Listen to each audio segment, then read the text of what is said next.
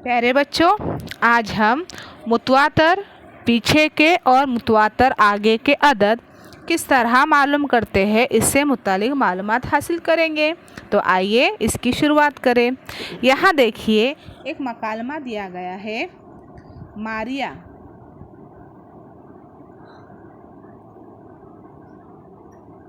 बासित, क्या तुम 120 के मुतवातर आगे का अदद बताओगे?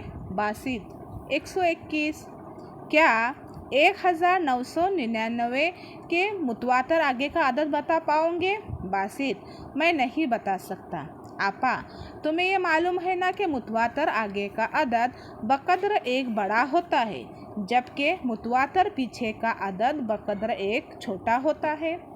बासित जी हाँ, 1999 में एक मिलाने पर मुतवातर आगे का अदद 2000 मिलेगा।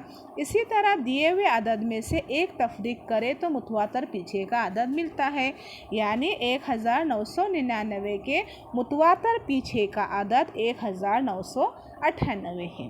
प्यारे बच्चों, जैसा मैं आपको मिसाल बताती हूँ, किसी ने कहा कि 7 ये अदद है, तो 7 के आगे का अदद कितना है, आगे वाला अदद कितना है? तो आप बोलेंगे 7 के आगे कितना है? 8। ये सिंपल है। कैसा मालूम पड़ा है? 7 में हमने एक क्या किए, जमा किए, तो 7 और 1 कितने हो गए? 8। अब किसी ने कहा कि 7 के पीछे का अदद कौन सा है, तो आप बोलोगे 7 के पीछे का अदद 6 है, यानी 7 में से हमने क्या किए, एक नफ़ी किए, तो हमको जो है क्या मालूम पड़ा, पीछे का अदद कितना मालूम पड़ा? 6। ये तो सिंपल मिसाल हो गई। लेकिन कुछ आयदाद मतलब कि जैसे जैसे आयदाद बढ़ते हैं, जैसे आप बोलेंगे कि 98 के पीछे का अदद कौन सा, तो आप बोलेंगे 97। 98 के आगे का अदद कौन सा है? 99। दो हिंदसी आयदाद है, तो क्या होता है, हमको जो है फ़ौरन क्या हो जाता है, आगे और पीछे का अदद मालूम करने या बताने आता है। लेकिन जहाँ पर 3 हिंदसी आयदाद आते हैं, जहाँ पर बड़े आयदाद आते हैं, तो उसमें क्या होती है, कभी कभी बच्चों को बताने में क्या होती है, कन्फ्यूजन होती है। तो प्यारे बच्चों, एक बात याद रखिए, जब भी मुतवातर अगर आपको फ़ौरन याद है तो बहुत ही अच्छी बात है। कहीं पर अगर आपको दुश्वारी आती है तो मुतवातर आगे का अदद मालूम करने के लिए उस अदद में एक क्या करना होगा, हमको जमा करना होगा, और मुतवातर पीछे का अदद मालूम करने के लिए क्या पढ़ना होगा, एक क्या करना होगा, हमें तफरीक करना होगा। अब यहाँ देखिए मेरे प्यारे बच्चों, क्या कहा गया है कि मुतवातर पीछे का और मुतवातर आगे का अदद क्या कीजिए, लिखिए। अब अदद दिया गया है 299। अब 299 के पीछे का अदद कौन सा और 299 के आगे का अदद कौन सा? तो देखो, आगे का अदद मालूम करने के लिए हम ये 2999 में क्या करेंगे, एक क्या करेंगे, ये जमा करेंगे। जब जमा करेंगे तो यहाँ देखेंगे 9 जमा 1, तो जब 9 में हम ये एक अदद जमा करेंगे तो जवाब कितना आएगा? 10। तो 10 आने के बाद हम लिखेंगे यहाँ पर 10 का सिफर। क्या लिखेंगे? 10 का सिफर। तो मैं यहाँ लिख रही हूँ 10 का सिफर, हासिल आया 1। फिर 9 में 1 जमा किए, कितना हुआ? 10। 10 का सिफर, हासिल आया 1। फिर 9 में 1 जमा किए तो 10। 10 का सिफर, हासिल आया 1। फिर 2 में 1 जमा किए तो हो गए 3, यानी 2999 के आगे का जो अदद है वो अदद कौन सा आया हमारा? 3000। तो हम क्या करेंगे, यहाँ पर जो है ये क्या करेंगे, 3000 लिखेंगे। अब 2999 के पीछे का अदद कौन सा है ना, हमने आगे का मालूम किए, अब पीछे का, तो ये है 2999। इसमें पीछे का अदद तो क्या करना पड़ेगा, हमको एक क्या करना पड़ेगा, तफरीक करना पड़ेगा। तो 9 में से 1 गए, बचे कितने? 8। 9 में से कुछ भी नहीं गया, बचे 9। 9 में से कुछ भी नहीं गया, बचे 9। 2 में से कुछ भी नहीं गया, बचे 2, यानी 2999 के पीछे का जो अदद है वो कितना आया हमारा? 2998।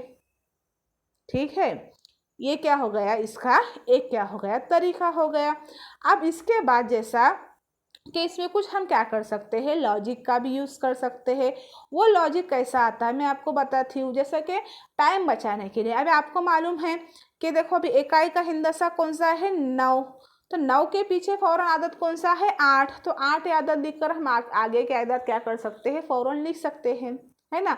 हाँ, जब 99 की बात आएंगी उसमें भी एक लॉजिक यूज़ कर सकते हो। लॉजिक किस तरह यूज़ कर सकते हैं, तो यहाँ देखिए ये 2999 है, 9 के आगे क्या आता है, 10, तो 10 का सिफर लिखो। फिर 9 के आगे क्या आता है, 10, तो 10 का सिफर लिखो। फिर 9 के आगे क्या आता है, 10, 10 का सिफर लिखो। फिर 2 के आगे क्या आता है, 3, तो यहाँ पर 3 लिखो। यानी इससे हमारा वक्त भी बचेगा और हम क्या कर सकते हैं, ज़्यादा से ज़्यादा क्या कर सकते हैं, मिसालें क्या कर सकते हैं, हल कर सकते हैं। तो ये एक भी क्या हो गया, तरीका हो गया। अब यहाँ देखिए, अब अगली मिसाल दी गई है, वो मिसाल है 3800। ठीक है, अब 3800, 3800 के पीछे का आदत और आगे का आदत। तो पीछे का आदत मालूम करने के लिए क्या करेंगे, हम एक तफरीक करेंगे। तो यहाँ देखेंगे कि सिफर में से एक जाता नहीं, तो हम क्या करेंगे, हासिल लेके इसको 10 बनाएंगे।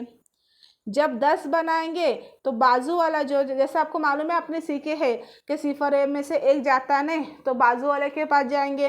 तो बाजू वाला हमारा कौन सा है, सिफर, तो वो बोलेगा मेरे पास भी कुछ भी नहीं, तो उसके बाजू वाले के पास जाएंगे, तो बाजू वाला कौन सा है, 8। तो ये आपने सीख चुके हैं। तो इसको देखो, सिफर में से एक जाते नहीं, तो बाजू में से हासिल लेने जाएंगे, तो हासिल लेने वाला कौन है, हमारा सिफर। सिफर के पास कुछ नहीं, तो किसके पास से लेगा, 8 के पास से लेगा। जब 8 के पास से लेगा, 8 जब देगा तो कितने होंगे, इसको 7 होंगे, बराबर है ना। अब सिफर ने लिया तो सिफर लेने के बाद 10 होंगे, लेकिन इसने इसको दे दिया, तो यहाँ पर कितने हो जाएंगे, 9 हो जाएंगे। ठीक है, तो 10 में से एक गए, बचे कितने, यहाँ पर 9। 9 में से कुछ भी नहीं गया, बचे कितने, 9। 7 में से कुछ भी नहीं गया, बचे कितने, 7। ठीक है, 3 में से कुछ भी नहीं गया, बचे कितने, 3। यानी 3800 के पीछे का जो अदद है वो अदद कौन सा है, 3799। कौन सा अदद है, 3799। तो फिर हम क्या करेंगे, यहाँ पर क्या करेंगे, लिखेंगे कि 3799। ठीक है, उसके बाद यहाँ देखिए 3800 के आगे का अदद कौन सा, तो क्या करेंगे हम, यहाँ पर 3800 में एक क्या करेंगे, जमा करेंगे। जब जमा करेंगे तो सिफर जमा एक, एक, सिफर जमा कुछ भी नहीं, सिफर, 8 जमा कुछ भी नहीं, 8, और 3 जमा कुछ भी नहीं, यानी 3। यानी हमारा जवाब आया 3801। तो हम क्या करेंगे, यहाँ लिखेंगे 3801। आई बात समझ में। अब इसमें लॉजिक किस तरह यूज़ कर सकते हैं, है ना, लॉजिक किस तरह यूज़ कर सकते हैं।